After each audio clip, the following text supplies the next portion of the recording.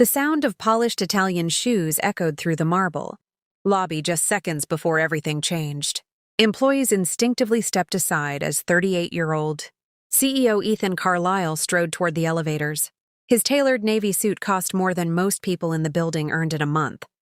A luxury watch gleamed beneath his cuff, and confidence radiated from every step he took. 6 months earlier, Ethan had been celebrated across the business world as the brilliant entrepreneur who rescued struggling companies and turned them into billion-dollar successes. Financial magazines called him the miracle executive. Investors admired him. Television hosts praised him.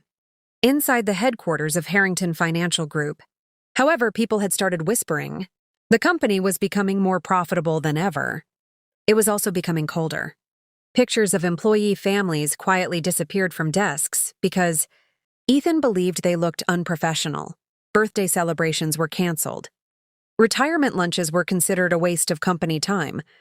Coffee breaks were shortened. Security guards were instructed to report anyone arriving even 2 minutes late.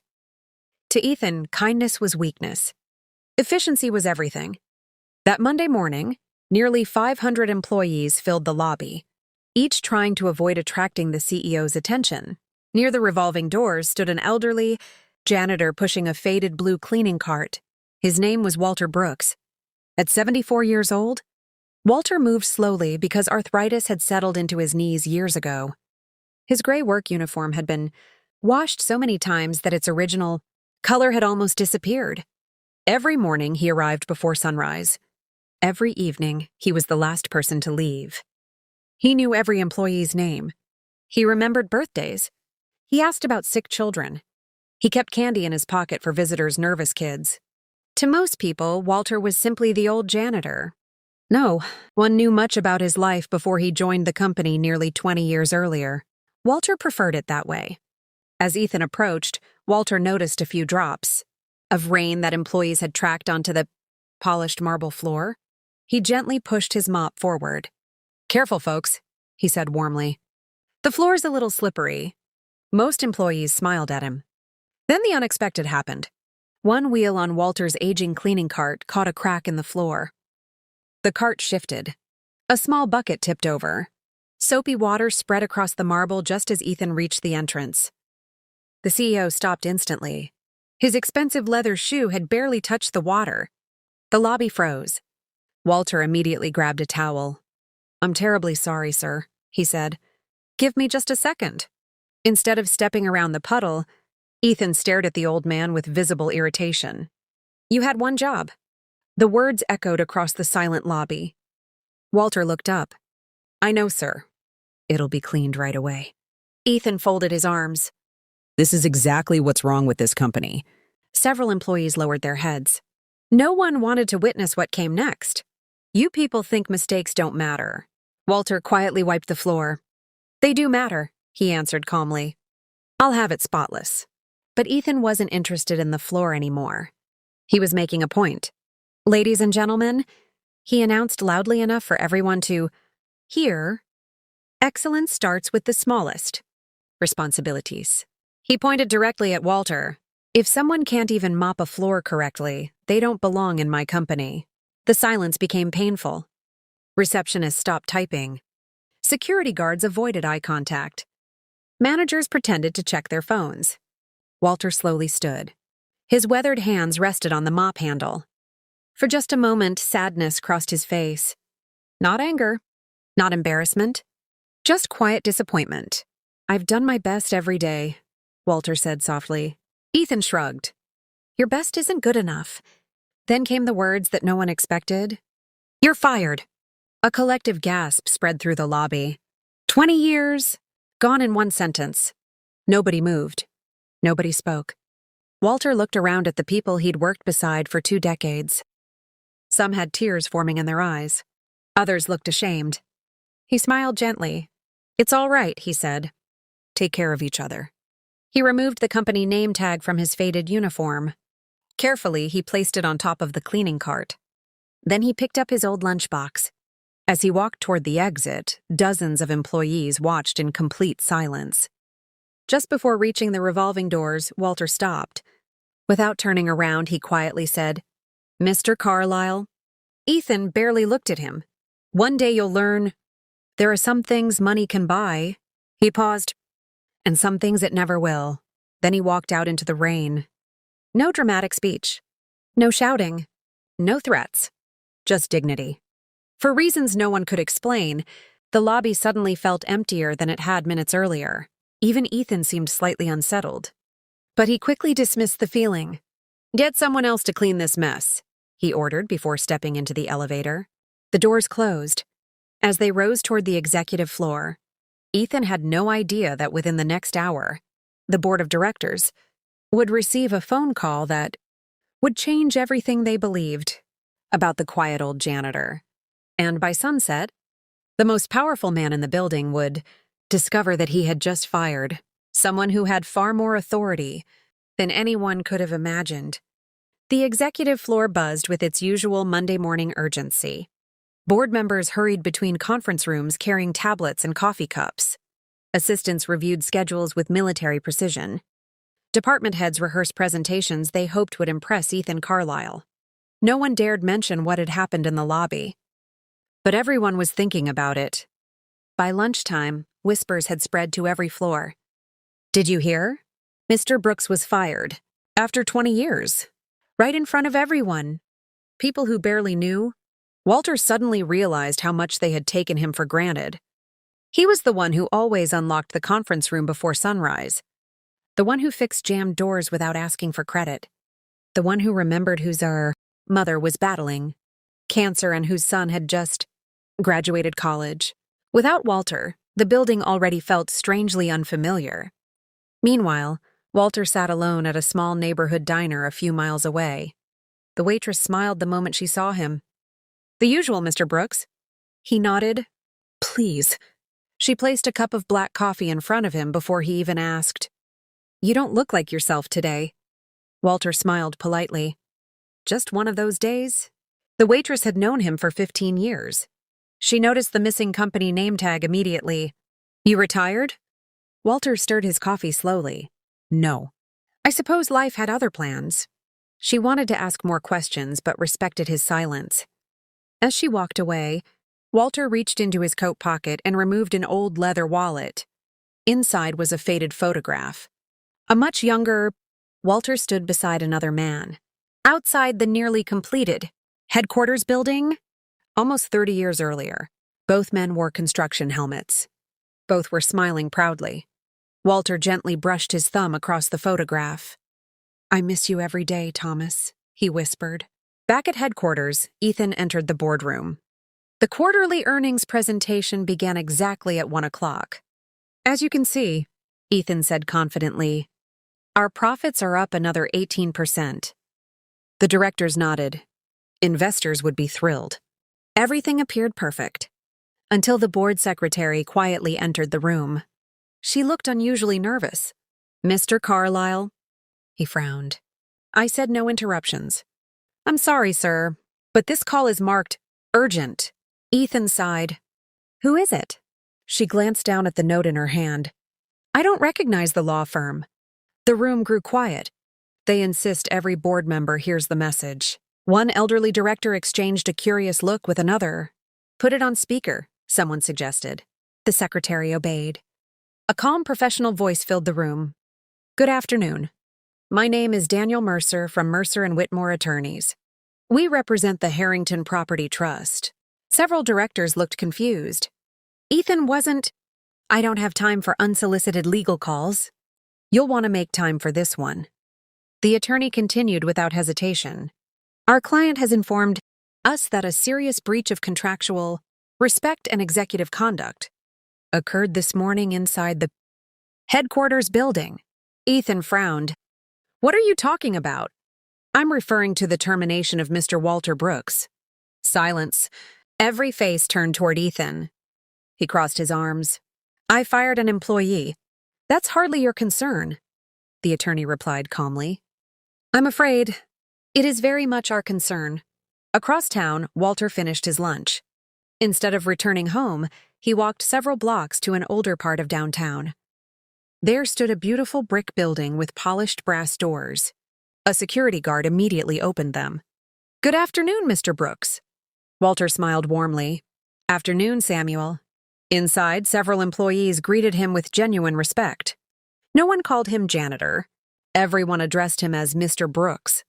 He entered a private elevator using a small silver key instead of a keycard. The elevator rose quietly to the top floor. When the doors opened, an elegant office overlooked the city skyline. Bookshelves lined the walls. Historic photographs decorated the room. One picture showed the groundbreaking ceremony for Harrington, financial headquarters decades earlier. Another showed Walter shaking hands with city officials. A woman in her 50s stood as soon as he entered. "Mr. Brooks, I heard what happened." She looked heartbroken. "I'm so sorry." Walter simply smiled. "There's nothing to apologize for." She hesitated. "Would you like me to cancel this afternoon's meeting?" Walter slowly removed his old gray work jacket and hung it carefully beside the door. "No, I think it's finally time." Back in the boardroom, the attorney continued speaking. "Our records confirm that Mr. Walter Brooks has served as sole trustee of the Harrington Property Trust for the past 27 years. One director suddenly sat upright. "Wait, the trust?" Another director whispered. "That's impossible," the attorney continued. "The headquarters occupied by Harrington Financial Group is not owned by the corporation. It is leased." Ethan frowned. So, the property owner is the Harrington Property Trust. The room became completely silent, and Mr. Walter Brooks serves as its managing trustee. Someone dropped a pen. Another director's face turned pale. Ethan laughed once. "That's ridiculous." "He's a janitor," the attorney answered calmly. "He was a janitor. He is also the legal representative of the trust that owns this building." No one spoke. For the first time in years, Ethan Carlisle wasn't the most powerful man in the room, and he had absolutely no idea how much worse the truth was about to become. The boardroom fell into a silence so deep that even the hum of the air conditioner sounded loud. Ethan Carlisle stared at the speakerphone, convinced he had just heard a joke.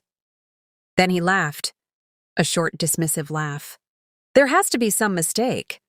The man cleaned bathrooms. He emptied trash cans. He pushed a mop." Across the speaker, attorney Daniel Mercer remained calm. "Mr. Carlisle, I assure you there is no mistake. The trust's legal records, property deeds, and lease agreements have been in effect for nearly 3 decades. They are available for your review." One of the oldest board members, Margaret Sullivan, slowly removed her glasses. Her hands trembled. "I've heard of the Harrington Property Trust," she whispered. "It was created after Richard Harrington died." Everyone looked at her. She had served on the board longer than anyone else. "I always assumed the trustee stayed anonymous for privacy." Mercer answered. That assumption was correct. The trustee requested complete confidentiality. Another director frowned. "So, all these years, the old janitor has been our landlord?" "Not exactly," Mercer replied. "He is much more than that." Across town, Walter Brooks sat in a quiet conference room overlooking the city. A polished oak table stretched across the room. Framed photographs covered one wall. Most showed the headquarters building during different stages of construction. One picture caught everyone's attention. A young Walter stood beside Richard Harrington himself. Both men smiled proudly while holding blueprints. Walter noticed the photo and smiled. "I remember that day. He insisted we'd build something that would outlive both of us." His assistant, Evelyn Grant, gently placed a folder before him. "The board is asking for an emergency meeting." Walter nodded. "They're frightened." "They should be confused," Evelyn replied. "They've spent 20 years walking past you without realizing who you were." Walter looked toward the window. They saw exactly what they expected to see. An old man with a mop. Sometimes that's all people allow themselves to see. Back at headquarters, Margaret slowly stood. "I knew Richard Harrington personally. He wasn't just the founder. He was my closest friend." The younger executives listened carefully. "I remember when the company almost collapsed during the recession. We were days away from bankruptcy." She paused.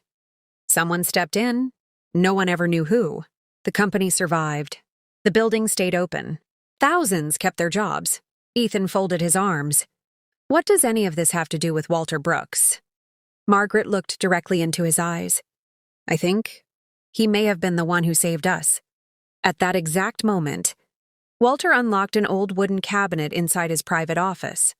It contained dozens of worn journals. Each notebook carried a year written neatly on its spine. He opened the journal marked 2008. Inside were handwritten notes. Every page listed employee names, medical emergencies, scholarships, mortgage payments, anonymous financial assistance. One page read, "Paid surgery for receptionist's daughter. She must never know who covered the hospital bill." Another, "Covered funeral expenses for maintenance supervisor's wife." Another, "Created education fund for cafeteria workers' twin sons." Walter slowly closed the journal. Evelyn smiled sadly. "You've helped hundreds of families, and almost none of them know." Walter shrugged gently. "If they knew, it wouldn't have been kindness. It would have become charity." Meanwhile, Ethan demanded proof. "I don't care what stories you're telling. I want documents." Mercer answered immediately. "You'll have them within 5 minutes." As promised, the board secretary's printer suddenly came alive. Page after page rolled out. Original property deeds, trust agreements, lease contracts, financial records. Every signature had been notarized. Every document was authentic. The final page carried one unmistakable signature. Walter James Brooks, property trustee, managing owner, effective for 27 years. Ethan's confidence cracked for the first time. This can't be real." Margaret slowly flipped through the documents. Then she froze. Her eyes widened. "Oh my God, what is it?" another director asked. She turned the final page around. "There are voting provisions." The attorney spoke again. "Correct. According to the original lease agreement, if executive leadership violates specific ethical standards outlined by Richard Harrington, the trustee has authority to request an emergency governance review." The room exploded with questions. What ethical standards? What violations? How is this possible? Mercer answered calmly. The founder believed companies should never value profit above people. He wrote that principle into the trust. The trustee alone decides whether leadership has honored that promise. Every face slowly turned toward Ethan. His expression hardened. "So, because I fired one employee? You think I could lose my position?" Mercer's answer came without emotion. "Not because you fired an employee, because of how you treated the man entrusted with protecting the founder's vision." Miles away, Walter stood alone in front of the headquarters building. Rain had stopped. The afternoon sun reflected off the glass tower. He looked exactly as he had that morning. Same worn shoes, same gentle smile. Except now, he wasn't carrying a mop. Instead, he held an old brass key. The very first key ever made for the building. Richard Harrington had handed it to him 30 years earlier. "This place belongs to people who work hard," Richard had said. "If anyone ever forgets that, remind them." Walter slipped the key back into his pocket. His phone rang. It was Attorney Mercer. "They've seen the documents." Walter nodded quietly. "And?" "They're requesting an immediate meeting." Walter looked up at the towering headquarters. "No. Let them wait. For 20 years, I was never too important to wait for them. It's their turn now." As he ended the call, dozens of employees inside the glass building looked down from the windows. Most recognized the old janitor standing alone on the sidewalk. None of them realized. By the end of the day, their entire company would learn who he really was. By 3 o'clock, panic had spread through every executive office in Harrington Financial Group. The board meeting had been postponed indefinitely. No one could concentrate. Emails went unanswered. Phones rang without being picked up. Every conversation ended with the same question. Who is Walter Brooks? For 20 years, they had walked past him without a second glance. Now, they were learning that the quiet old janitor had been hiding one of the company's greatest secrets. Ethan Carlisle refused to believe it. He stormed into the company's legal department, a thick folder of trust documents clutched in his hand. "I want every page verified," he demanded. "I don't care how long it takes." The chief legal officer adjusted her glasses and began reviewing the paperwork. 10 minutes later, she looked up. Her face had turned pale. It's real. Ethan's jaw tightened. There has to be a loophole. There isn't. She slid one document across the desk. This trust was drafted by Richard Harrington himself. It has survived every audit, every merger, and every change in ownership. The headquarters has never belonged to the company. It has always belonged to the Harrington Property Trust, and Walter Brooks has controlled that trust for nearly 3 decades. Ethan leaned against the table, unable to process what he was hearing. For the first time since becoming CEO, he felt something unfamiliar: fear. Across town, Walter arrived at a quiet cemetery. He carried a small bouquet of white lilies. The afternoon breeze gently moved the trees as he stopped before a simple granite headstone. Richard Harrington, 1943, now 1999. My old friend, Walter whispered. I finally had to step out of the shadows. He placed the flowers on the grave. I wish you were here. A faint smile crossed his face as memories returned. 30 years earlier, Richard Harrington had stood beside him on an empty piece of land. There'll come a day, Richard had said, when people forget why this company exists. They'll think it's about money. But it never was. It's about people. Richard had then handed Walter a sealed envelope. If I'm gone before that day comes, you'll know what to do. Walter had never opened it. Until the previous night, back at headquarters, Margaret Sullivan asked everyone to remain seated. I think it's time you all knew the truth. The room fell silent. Richard Harrington and Walter Brooks met in college. They weren't just friends. They were business partners. Several directors looked stunned. Margaret continued. When Richard dreamed of building this company, he had brilliant ideas. But no money. Walter sold everything he owned. His house. His land. Even the small machine shop he'd inherited from his father. That money became the company's first investment. Someone whispered, So Walter was a founder? Margaret nodded slowly. In every way that mattered. But he refused to let his name appear on any documents. He told Richard, One leader is enough. The room grew quiet. Margaret smiled sadly. Richard became the public face. Walter stayed behind the scenes. He believed the company needed one dreamer and one guardian. Meanwhile, Ethan sat alone in his office. He looked out over the city through floor-to-ceiling windows. Everything he'd built suddenly felt fragile. His assistant entered quietly. Sir, the employees are talking. What are they saying? She hesitated. They're not discussing the trust. They're discussing Walter. She handed him a stack of handwritten notes. Employees from every department had begun leaving messages. One read, Walter stayed with my son in the hospital while I finished a client presentation. Another, when my husband lost his job, someone anonymously paid our mortgage for 3 months. I learned today it was Walter. Another, he bought winter coats for my children every Christmas and never let me know who sent them. There were dozens. Then hundreds. Every page told the same story. The old janitor had quietly changed lives. Without ever asking for recognition, Ethan slowly lowered the papers. For the first time, he realized something painful. He knew the company's financial reports better than he knew its people. At 5 o'clock, every television inside the Bear headquarters suddenly switched to the company's internal broadcast channel. Employees looked up in surprise. The board chair appeared on screen. We ask all staff to gather in the main atrium immediately. Within minutes, hundreds of employees filled the massive lobby. The same lobby where Walter had been humiliated that morning.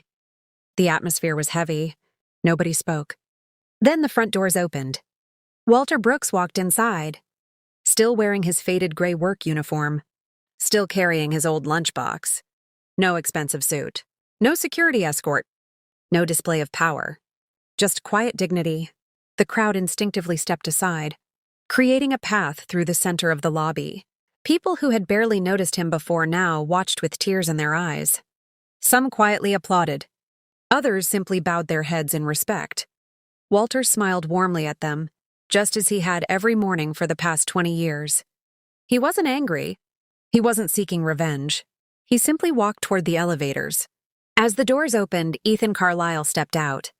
For the first time all day, The CEO and the old janitor stood face to face. The entire building held its breath. Ethan swallowed hard. His voice, once so confident, barely rose above a whisper. "Mr. Brooks, I'm beginning to realize I've made the biggest mistake of my life." Walter looked into his eyes for several long seconds. Then he answered with a calmness that echoed through the silent lobby. "Mr. Carlyle, the greatest mistakes aren't the ones we make. They're the ones we refuse to learn from." The elevator doors slowly closed behind Walter as he stepped inside. But before they shut completely, he spoke one final sentence. "The board meeting begins tomorrow morning, and by the time it ends, this company will decide what kind of future it deserves." The doors closed. No one moved. No one spoke. Everyone understood that tomorrow would change Harrington Financial Group forever. Tuesday morning arrived under gray skies. No one at Harrington Financial Group talked about quarterly profits anymore. No one cared about stock prices. The only question on everyone's mind was simple. What would Walter Brooks do? Employees gathered outside the headquarters nearly an hour before work. News had spread through the city overnight. Reporters waited across the street, hoping to catch a glimpse of the mysterious man who had spent 20 years cleaning floors while secretly controlling the building everyone worked in. At exactly 8:30 a.m., a black sedan pulled quietly to the curb. Walter Brooks stepped out. He wasn't wearing his faded janitor's uniform. For the first time, employees saw him in a perfectly tailored charcoal suit, polished black shoes, and a simple silver tie. He carried the same old leather briefcase he'd owned for decades. The crowd fell silent. Then something unexpected happened. One young receptionist, Emily Parker, began to clap. Another employee joined her. Within seconds, hundreds of workers were applauding. Not because Walter was rich, not because he owned the headquarters, but because they finally understood the man who had quietly stood beside them through the hardest moments of their lives. Walter smiled modestly. "Thank you," he said. "But today isn't about me. It's about the future of this company." Inside the executive boardroom, every chair was occupied. The directors sat in complete silence. Even Ethan Carlyle looked different. His expensive confidence had disappeared. He hadn't slept. The dark circles beneath his eyes told the story. When Walter entered, every board member stood, including Ethan. Walter looked around the room. "This is the first time," he said softly, "that I've entered this room through the front door." A few directors lowered their heads in embarrassment. "For 20 years, Walter continued, "I came here after everyone went home. I cleaned this table. I emptied these trash bins. I listened to conversations people assumed no one would ever hear." He paused. "I learned far more with a mop than I ever could have from this chair." Walter placed an old envelope on the table. The paper had yellowed with age. Across the front, written in neat handwriting, were 4 words. "For Walter. If needed, I received this letter from Richard Harrington 27 years ago. I promised never to open it unless the company lost its way." He looked around the room. "Last night, I opened it." The room became so quiet that the ticking wall clock echoed. Walter carefully unfolded the letter. His voice trembled as he read. "My friend, if you're reading this, then I'm no longer here to protect the company we built together. Never judge our success by the money we earn. Judge it by how we treat the people who make that success possible.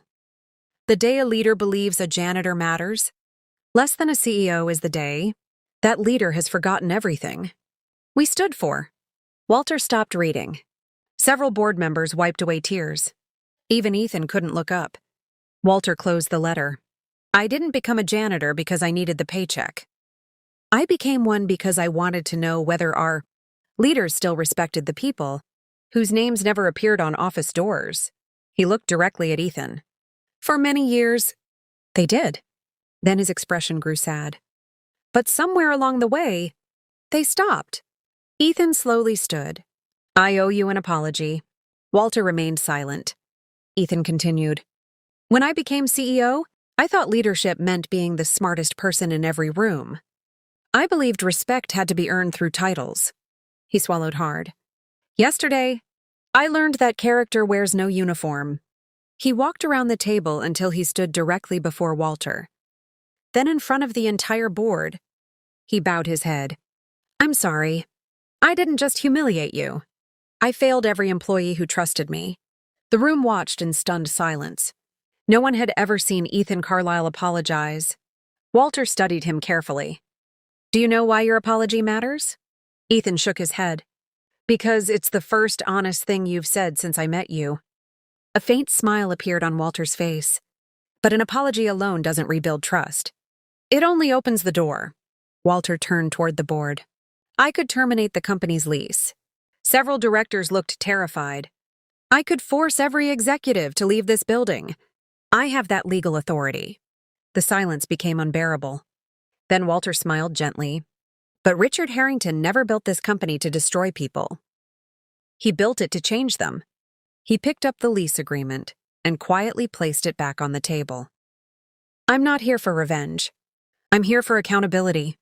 He looked toward Ethan once more. "Mr. Carlisle, I have one condition. If you truly want to remain CEO, you'll spend the next 30 days working beside the people whose names you never bothered to learn. No executive office, no private elevator, no reserved parking. You'll clean offices, serve food in the cafeteria, answer customer service calls, work security at the front desk. And yes," Walter smiled warmly, "you'll spend one full week carrying my old mop." Several board members exchanged surprised glances. That wasn't punishment. It was something much harder. Humility. Walter looked around the room one final time. "Only then will this board decide whether you're truly qualified to lead." No one objected, not even Ethan. He simply nodded. "I'll do it." Walter extended his hand. After a brief hesitation, Ethan shook it. The cameras outside the boardroom had no idea what had just happened. But inside, the future of Harrington Financial Group had changed forever. And for the first time in years, the company had remembered what its founder believed all along. The strongest leaders are those who never forget the value of the people who quietly keep the lights on. The next morning, employees arriving at Harrington Financial Group stopped in disbelief. Standing in the lobby wasn't a security guard. It wasn't Walter Brooks. It was Ethan Carlisle. The CEO wore a simple gray maintenance uniform with his name stitched above the pocket. Gone were the $1,000 suits. Gone was the luxury watch. His polished Italian shoes had been replaced by ordinary work boots. Some employees pulled out their phones, convinced it was a publicity stunt. Others simply stared. Ethan greeted each person with a quiet, "Good morning." Most nodded politely. A few ignored him. For the first time in years, he understood what it felt like to be invisible. Walter watched from the mezzanine above. He wasn't smiling. He wasn't enjoying Ethan's discomfort. He simply wanted to know one thing. Could the man learn? Ethan's first assignment came from the building's maintenance supervisor, Luis Ramirez. Luis had worked there for 23 years. Normally, Ethan barely acknowledged him. Now Luis handed him a pair of thick rubber gloves. "The restrooms on floors 6 through 10 need cleaning." Ethan hesitated for only a second before taking the gloves. "I'll get started." Luis nodded. "No shortcuts." By noon, Ethan's back ached. His knees hurt. His hands smelled of industrial cleaner. He had never imagined how physically demanding the work was. As he pushed the cleaning cart down the hallway, a young analyst accidentally bumped into him. Without looking up, the analyst muttered, "Watch where you're going." Then he hurried away. Ethan froze. The words sounded painfully familiar. Just yesterday, he had spoken almost the same way to Walter. Now he understood exactly how they felt. Later that afternoon, Ethan entered a break room carrying fresh coffee supplies. He overheard 2 employees talking. "My daughter finally finished chemotherapy," one woman said with a smile. "I'm so relieved." Her coworker nodded. "I remember when Walter used to visit her at the hospital. He never missed a birthday." Ethan quietly refilled the coffee machine without saying a word. He had led the company for 6 months. He didn't even know one employee's daughter had been fighting cancer. The following week, Ethan worked in the cafeteria. He served breakfast, cleared trays, wiped tables. Most employees were kind. Some weren't. One executive complained because his toast was cold. Another demanded fresh coffee without saying please. Ethan apologized with a smile. Inside, he felt ashamed. He remembered how many times he had expected perfect service without offering basic respect. Every evening, Walter met Ethan for 15 minutes. Not to criticize him, to ask one simple question. What did you learn today? The first evening, Ethan answered, I learned cleaning is harder than I thought. Walter shook his head. No, you learned about cleaning. What did you learn about people? Ethan couldn't answer. Days passed, then weeks. Something inside Ethan began to change. He learned that the overnight cleaning crew often skipped dinner because they couldn't afford meals downtown.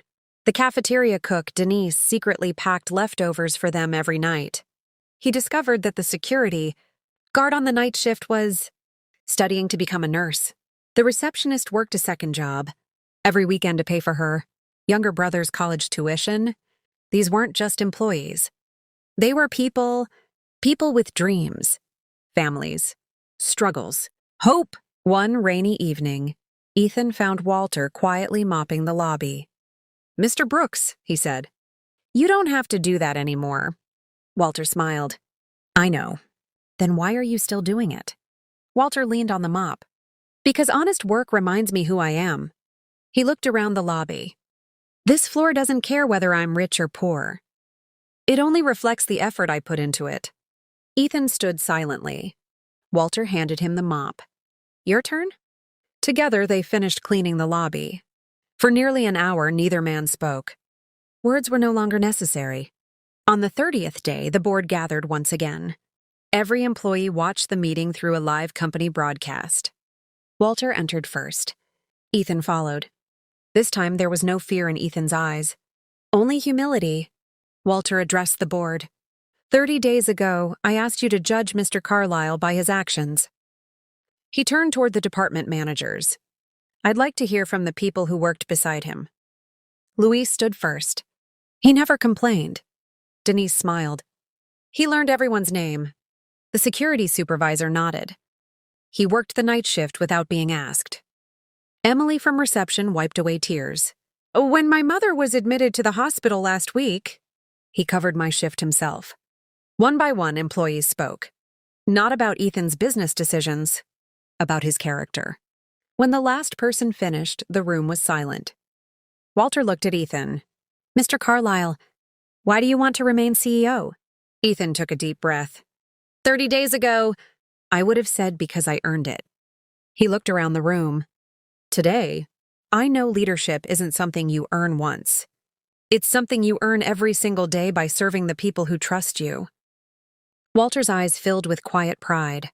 For the first time since that painful morning in the lobby, he saw not the ambitious millionaire, but the leader Richard Harrington had hoped the company would one day have. Walter slowly smiled. I believe the lesson is finally complete. But before the board could vote, the conference room doors suddenly opened. A sharply dressed man stepped inside carrying a thick legal folder. I'm sorry to interrupt. My name is James Whitmore. I'm here regarding the final provision of Richard Harrington's estate. Walter looked surprised. I wasn't expecting this until next month. James nodded. Neither was I. But the court approved it this morning. He placed the folder on the table. I'm afraid there's one final secret. And it changes everything. The boardroom fell silent as attorney James Whitmore placed the thick leather folder on the polished oak table.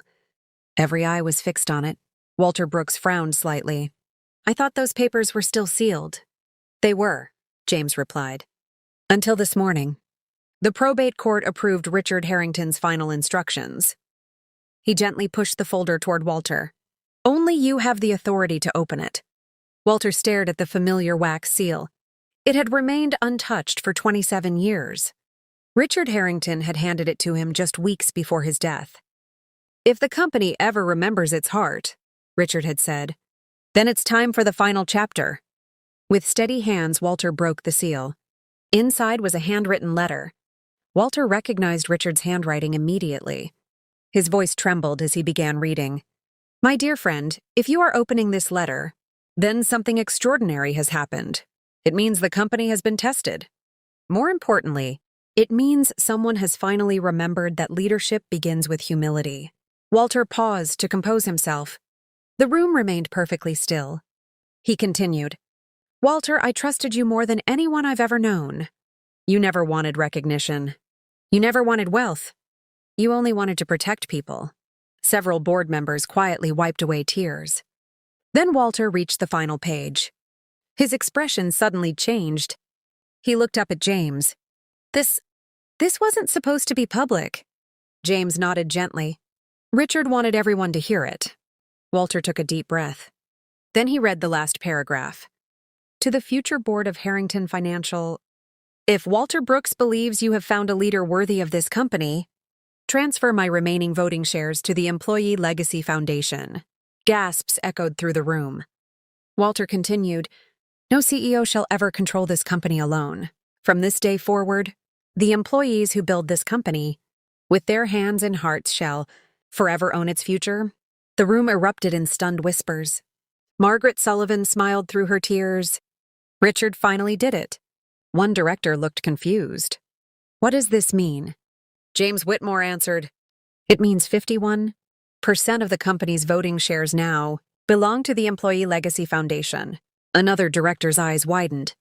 "So, the employees become the majority owners?" James nodded. "Exactly. No billionaire. No investment fund. No CEO. The people who worked there would always have the final voice." Walter smiled softly. "Richard always believed companies belong to the people who keep them alive." Ethan sat in complete silence. Weeks earlier, such news would have terrified him. Now, he stood. "I support it." Every head turned. Ethan looked toward the employees watching through the live broadcast. "I've spent my life chasing control, but the past month taught me something. The best leaders don't hold on to power. They share it." He walked to Walter. "You once told me that a title doesn't make someone important." "You were right. I'd rather lead with the trust of these people than rule without it." Walter extended his hand. This time, Ethan didn't hesitate. He shook it firmly. The room broke into applause. Later that afternoon, every employee gathered in the headquarters lobby. The same lobby where Walter had been fired only a month earlier. A stage had been set. Walter stepped to the microphone. He looked at the hundreds of familiar faces before him. "When I started working here as a janitor," a few employees laughed. Warmly, many of you wondered why an old man never retired. Walter smiled. "The truth is, this building never needed another owner. It needed a guardian." He looked around the lobby one last time. "Today, my work is finished." A murmur spread through the crowd. Emily from reception wiped away tears. "You mean, you're leaving?" Walter nodded. "I think it's time. I've watched this company grow. I've watched people become parents, become grandparents. I've watched young interns become managers. And now, I've watched a CEO become a leader." He turned toward Ethan. "Take care of them." Ethan's eyes filled with tears. "I will. I promise." Walter smiled. "I know you will." As Walter slowly walked toward the front doors, every employee stood. No one spoke. One by one, they began applauding. The applause grew louder and louder, until it echoed through the entire headquarters. Walter stopped just before stepping outside. He looked back one final time. For 20 years, he had entered through those doors carrying a mop. Today, he left carrying something far more valuable: the love and respect of every person inside. As the doors closed behind him, Ethan quietly whispered, "Thank you, Mr. Brooks." But Walter never looked back, because he already knew the company was finally in the right hands. 3 months passed.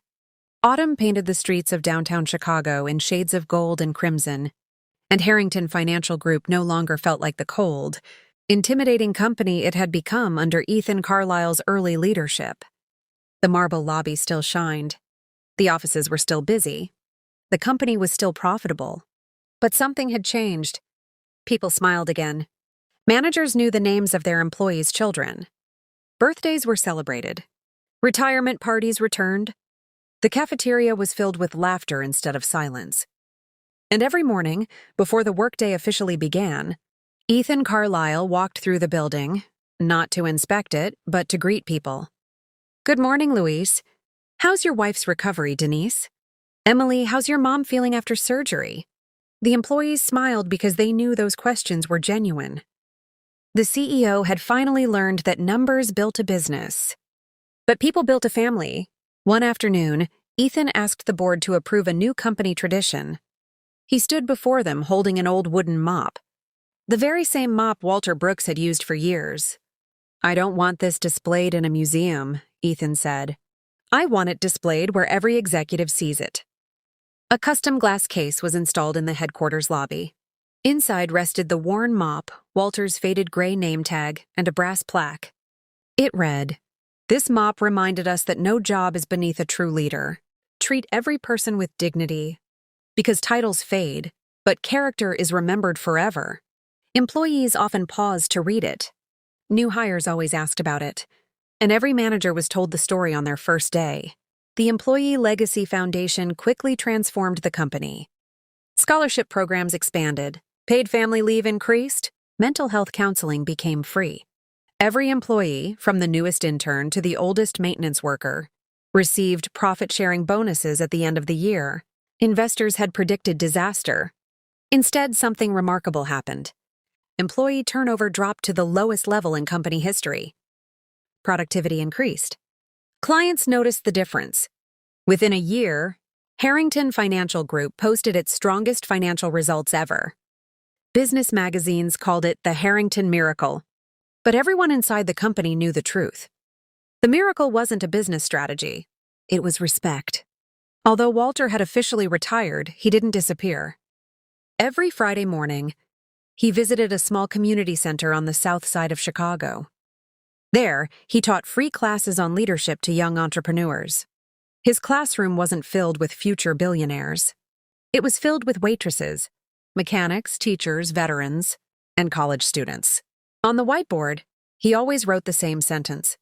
"The way you treat the person who cannot help your career reveals who you truly are." His classes became so popular that people waited months for an open seat. When reporters asked why he never charged tuition, Walter simply smiled. "Richard taught me that the greatest investment is believing in people." One crisp November afternoon, Ethan knocked on Walter's front door.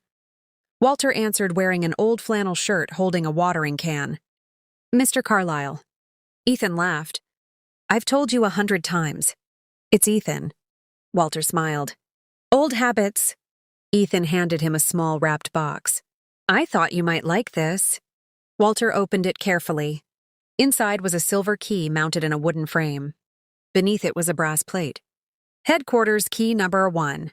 The original key Walter had carried for 30 years had finally been restored and preserved." Walter stared at it for a long moment. His eyes filled with tears. "You kept it." Ethan nodded. "It belongs with the man who protected this company." Walter gently closed the frame. "No." He handed it back. "It belongs in the lobby. So every child who visits that building knows that greatness isn't measured by the office you have. It's measured by the lives you lift." A few weeks later, the company held its annual holiday celebration. This year was different. Instead of inviting celebrity speakers or famous executives, Ethan invited only one guest, Walter Brooks. As Walter walked onto the stage, more than 2,000 employees stood. The applause lasted nearly 5 minutes. When it finally grew quiet, Walter stepped to the microphone. "I've been called many things in my life. Mechanic, investor, trustee, and for 20 years, janitor." He smiled warmly. "But the title I'm proudest of is friend." He looked across the audience. "Never forget something. The person opening the front door in the morning, the woman serving your lunch, the man sweeping the hallway, they all have stories. They all carry burdens, and they all deserve the same respect you'd give the person sitting in the corner office." The room fell silent. Then Walter added one final thought. "If success ever makes you look down on someone, you're climbing the wrong ladder." That evening, after everyone had gone home, Ethan remained alone in the lobby. He stood in front of the glass display holding Walter's old mop. He smiled as he remembered the day he had fired the quiet old janitor. It had been the worst decision of his life, and somehow, the greatest gift he had ever received, because it forced him to become the leader he should have been from the beginning. He quietly switched off the lobby lights. As he walked toward the exit, he glanced one last time at the plaque. The reflection in the glass showed not just a CEO, but a man who had finally understood what leadership meant. Epilogue. Years later, business schools across America studied the transformation of Harrington Financial Group. Professors spoke about profits, governance, and leadership. But those who truly understood the story always ended with the same lesson. The richest man in the room isn't the one with the biggest bank account. It's the one whose kindness leaves a legacy that money can never buy.